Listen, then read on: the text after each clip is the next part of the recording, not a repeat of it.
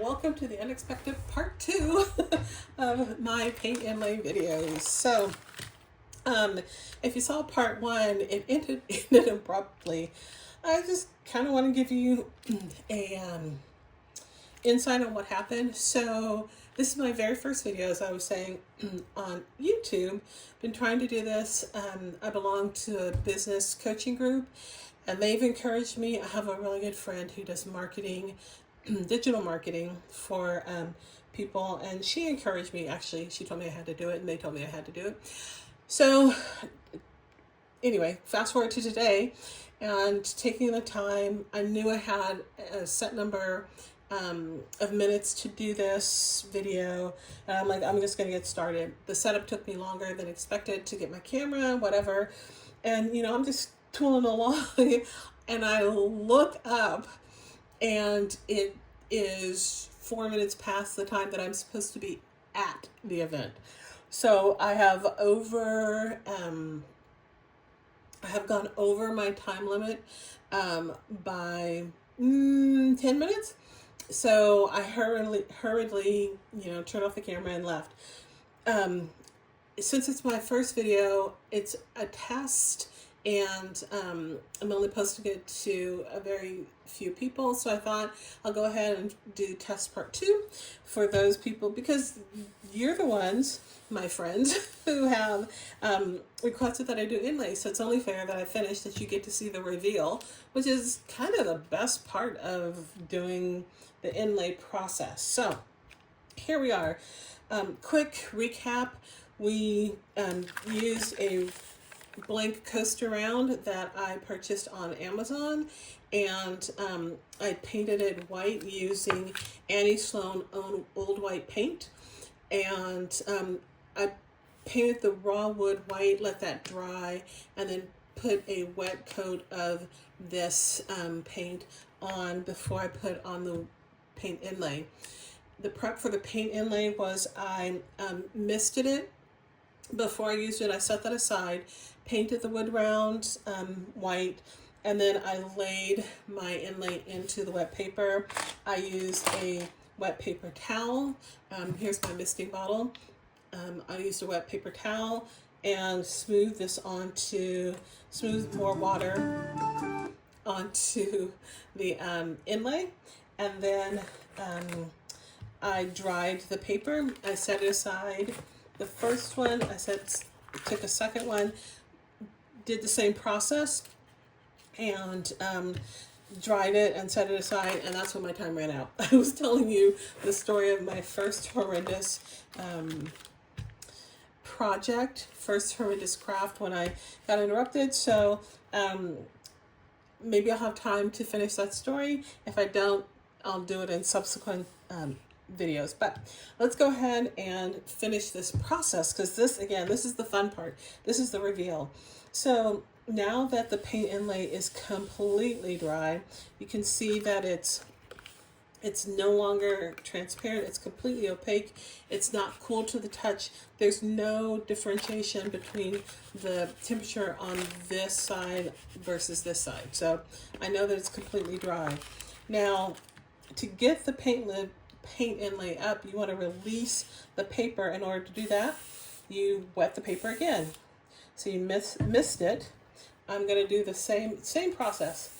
I'm going to use my wet paper towel to make sure every piece, this is a shop towel, by the way, blue shop towel I get on Amazon, but a wet paper towel to release the paper. Let it sit for just a moment so that it totally releases. You don't want to miss the paper too much, because you don't want to tear it, but you want it to release. And I want to make sure I get my edges, because that's usually where I have the most problem. If I'm going to have a problem, it's going to be on the edges. So now that I am confident, the paper's very, it's transparent again. I'll lift it up so you can see. It's transparent versus this one, right, which is opaque. So this has become transparent once again. Lay this down, and I'm just going to begin to lift. And as I lift, that paint transfers onto the coaster. And look how pretty that is. Oh my goodness. So before we get closer, you can see how much paint, the difference between where it sat on the coaster and released the paint and where it didn't. So this inlay is still useful, and I set these aside and let them dry. And I have a pack that I put them in. All of my used ones go in the same area in this pack. But look at this coaster. Look at that. Isn't that gorgeous? And this came out so well. Maybe because I let it dry for so long. My appointment took me about an hour and 15 minutes. And so I'm just getting back to it. And I think that's absolutely gorgeous. I'm going to let this dry. Now, once you're done with applying the paint inlay, you need to seal it. You can do a couple of things. You can use wax, because if you're done, you're done. Put wax on it. Wax is always the last step in any process, because wax creates a barrier so that water-based products can't penetrate that, won't stick to it. So you won't do transfers or anything after you wax it, because you're done. You can add more wax, you can add different color wax, but you can't add most of the products that are used by people like us. So I'm going to let this dry. I'm going to seal this with a water-based sealer. And I know a lot of people are like, you need to go fast, or you need to use a spray one. I don't. I use a brush, but I brush it on quickly. I do a one-time pass, and I let that dry. And then you can do it again, and then you won't risk the chance of reactivating the paint, because this is paint. It's transferred from the paper onto your surface, and it will reactivate with water. I could go in and soften the colors with a brush, a wet brush, if I wanted to. I could do a lot of things, but I want to seal this. And then if I wanted to do something else on top of it or in addition to it, I can do that. But I want to make sure that this inlay is protected. So there's that one.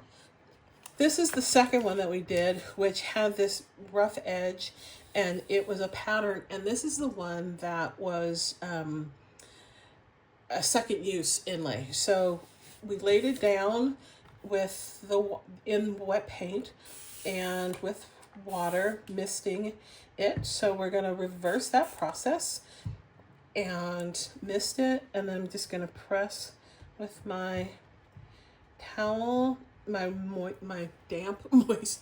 People don't like the word moist. I wonder why. With my damp towel, just to make sure the whole thing is wet. Again, see, this is dry. You can see how opaque. This is wet. You can see how transparent. I'm going to mist it one more time. I'm not over wetting it. That's important, because again, paper tears, and we don't want to tear the paper. I'm going to let it sit for just a second. I'm going to grab a piece, start from the top so you can see it.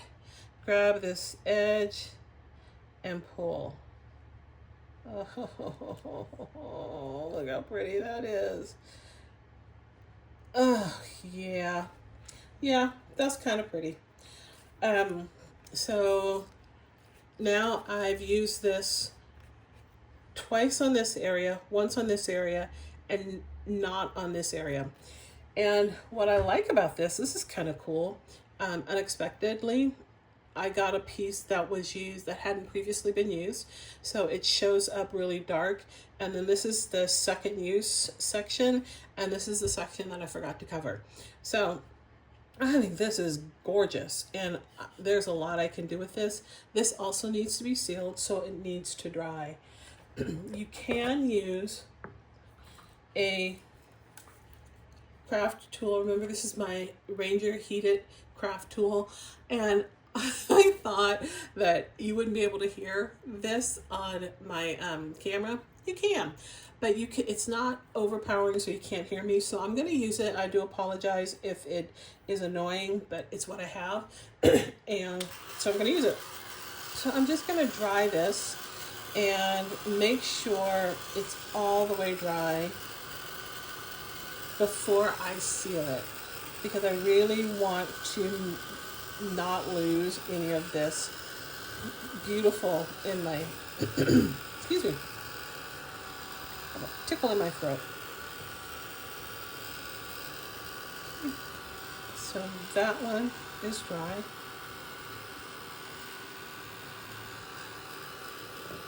I'm also having to dry the paint because remember we used water, so we reactivated all of the paint, the original paint as well as the inlay.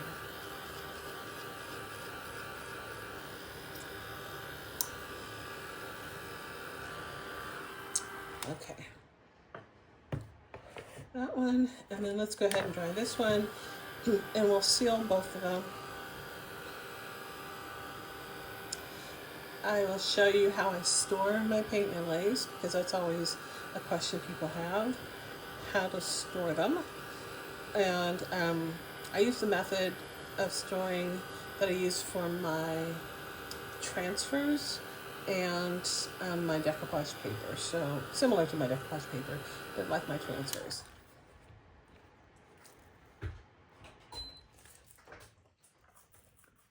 Okay.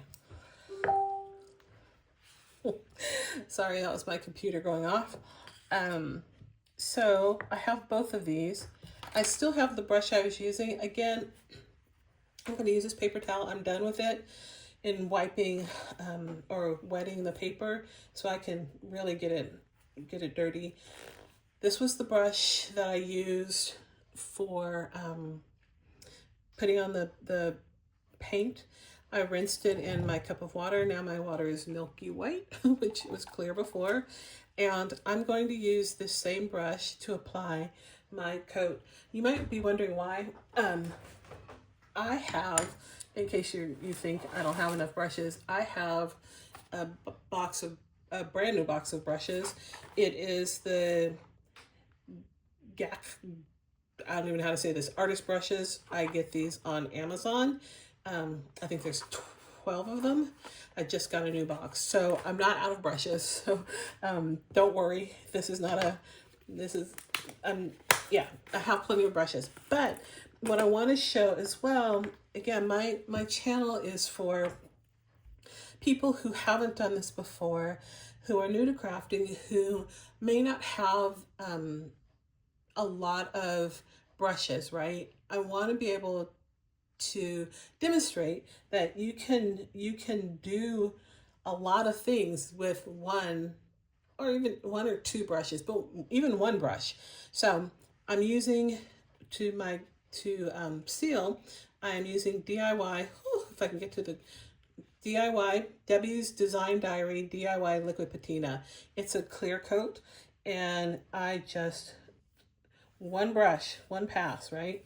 I'm not going to spend a lot of time brushing it on, and I'm doing a quick pass because I don't want it to run. I'm going to take it and see if I got it everywhere. I did not, but I'm going to let it dry and I can go over it again a second time. I'm going to do the same thing with this one, same brush. And you see me dipping my brush into my liquid patina. Best habit is to not do that. It's to pour some out and use that so you don't contaminate. That's what they always say. That's the official line, so you don't contaminate your sealer. Honestly, this is how I always do it. I know it's a habit. It's the one I have, and yeah, that's how I use it. So those are sealed. Let me rinse out my brush in case I need it again. Good habit to form is when you use a clear coat, a sealer, anything on your brush that will harden and you won't be able to remove it. Even if you wash it, please rinse it out so that you save your brushes. Ask me how I know that it's important. I think I may have an example. Oh no, it's not this one. I think I threw it away. I left one of my brushes. I get so excited sometimes in creating that I'll put a brush down and go to the next step and forget to rinse my brush immediately. So get in the habit of cleaning your brushes or putting them in, either put them in a plastic bag, Ziploc-like bag. I get these from IKEA, and they come in 2 different sizes. And I'll just put, if I want to keep a paintbrush wet, because I'm going to use it again, I'll just throw it in the Ziploc bag, zip it up, set it to the side. So, okay, so we're drying these to finish up this project and show how versatile, how easy, really easy it is to use a paint inlay. It doesn't have to be complex. I think the key to success is, there's a couple. The first one is to wet the inlay, set it aside, get the surface ready, and then use the inlay on the surface and lay it on the surface. Like, this is, look at that. That is so amazing. It is so perfect.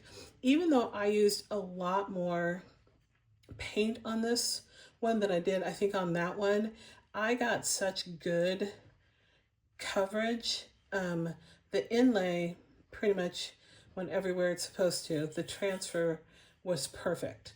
So that's the first thing, to wet it. And then the second thing, I forgot what there were two, key to this. Oh, the second key to it is patience. Wetting it again, letting it dry, and then when you peel it, before you peel it off, wetting it, letting it sit for a moment, and then peeling it, taking your time.